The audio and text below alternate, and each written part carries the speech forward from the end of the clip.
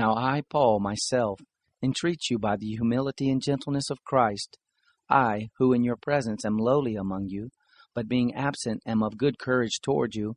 Yes, I beg you that I may not, when present, show courage with the confidence with which I intend to be bold against some, who consider us to be walking according to the flesh. For though we walk in the flesh, we don't wage war according to the flesh.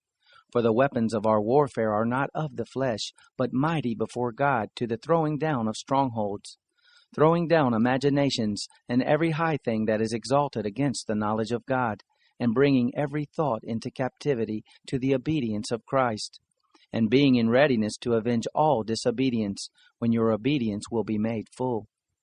Do you look at things only as they appear in front of your face? If anyone trust in himself that he is Christ, let him consider this again with himself, that even as he is Christ, so also we are Christ.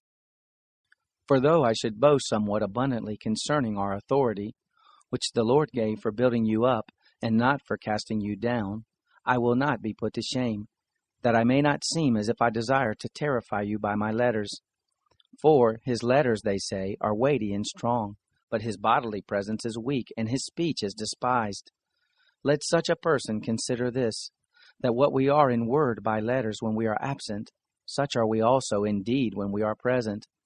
For we are not bold to number or compare ourselves with some of those who commend themselves, but they themselves, measuring themselves by themselves, and comparing themselves with themselves, are without understanding.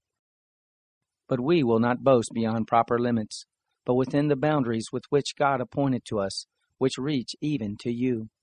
For we don't stretch ourselves too much as though we didn't reach to you.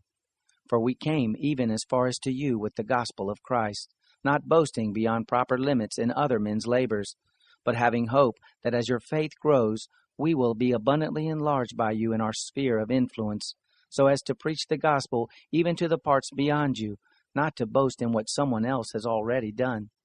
But he who boasts, let him boast in the Lord. For it isn't he who commends himself who is approved, but whom the Lord commends.